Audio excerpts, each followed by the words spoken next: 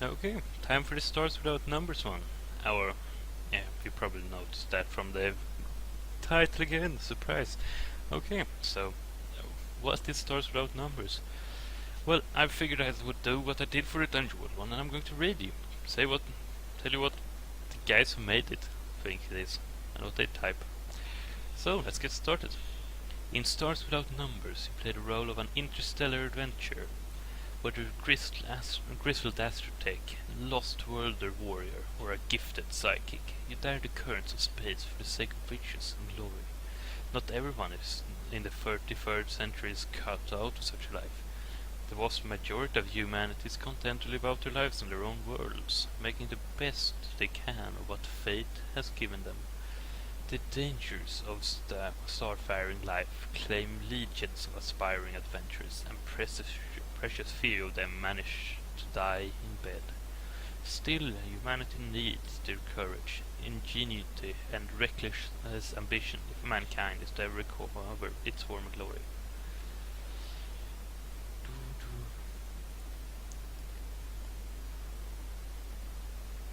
An old school grognard. If you've been playing RPGs long enough, you'll readily recognize much of this book. It draws a great deal of its inspiration from a slightly streamlined take on several 1970s era RPGs.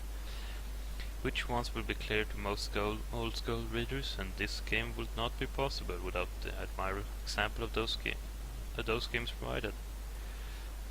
This game is compatible with several early edition RPGs, even those intended for use in fantasy settings. Characters and game materials can easily be ported back and forth from these games. The largest deviation is in the skill system provided in this game, though the systems section for this book covers ways to reduce or eliminate the role of skills.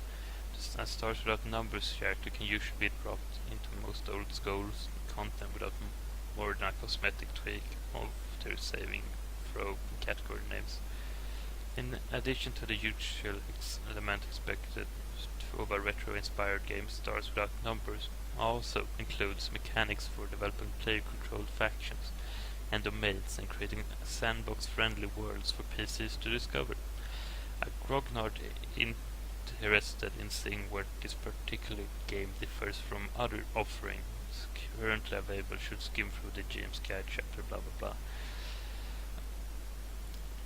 So,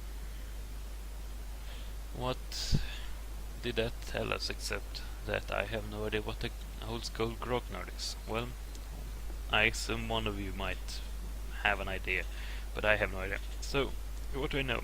Well, it's a sci-fi game. I find it looking very funny.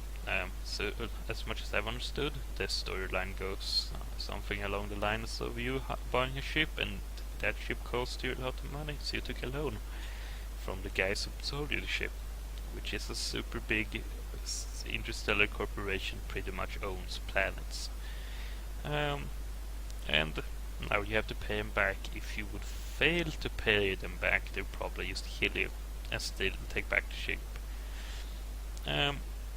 But so you need to make money, and how do you make money? You do missions and do jobs, and then it's up to the group to decide if smuggling drugs, are we okay with that? Is my character okay with that? So that's what it's going to boil down to.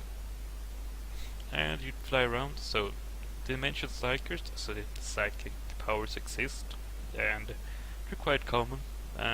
It's a disease, according to the lore of this roleplay, that some people have. It's like a genetic disease, and if they don't get medicine for it, they like mutate and like pretty much die. They go blind. They get like they get fucked up in the face. Like it's apparently quite gross. But the medicine's going to be readily available for anyone who wants to play a psychic. I'm not going to limit classes or anything. So that's Stars Without Numbers.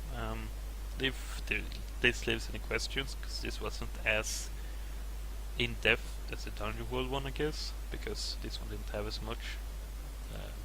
Just text to read up, but there is the like one entire page of like backstory that I could link if anyone's interested in it.